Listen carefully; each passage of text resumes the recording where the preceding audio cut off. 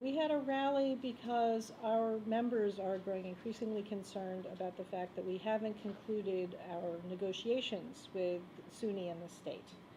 Our contract expired on July 1st of 2016, and so we've been working since then without a contract, essentially, as we're trying to negotiate the successor agreement. And recently there seems to be some kind of lack of progress. I mean, we have a number of open issues that are well known, and we're hoping to bring a little bit of pressure to get the state to come to the table and talk turkey with us. We have a number of open issues at the table, including conclusion of the all-important money piece of the negotiations, where the state's talking. They have ratified agreements with other big unions, PEF and CSEA, that have been giving them 2% per year increases.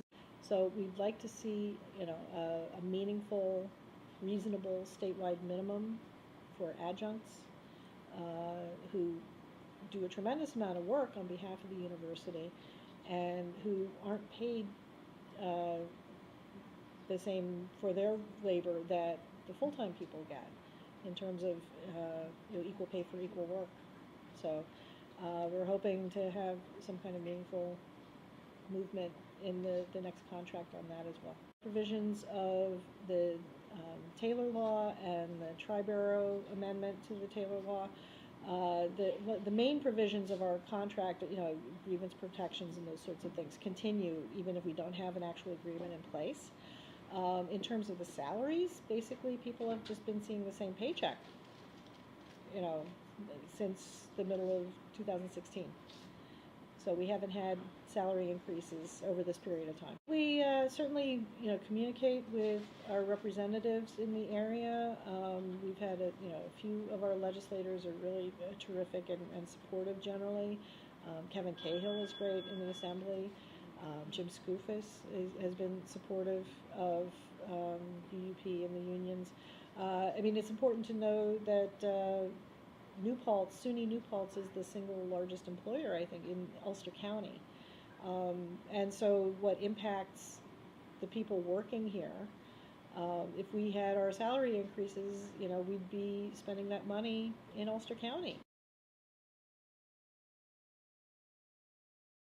Well, at NewPaltz, we have just over 900 members in the bargaining unit who are active employees on the payroll. Statewide, UUP has something like 36,000 members in 32 different campuses across the state. How much is that? 36,000, yeah. And so when we're talking about the statewide agreement, it's an agreement on behalf of all of those members in the bargaining unit. What's your next course of action following today? Well, we'll see what the response is. On the state side, if things get moving, then we'll be very happy to see what comes of the negotiations, and hopefully we'll have a tentative agreement sooner rather than later. What we really want is a fair contract that reflects the concerns and issues that we have, and something sooner rather than later, so that my members will have an agreement ratified in hopefully not too distant future.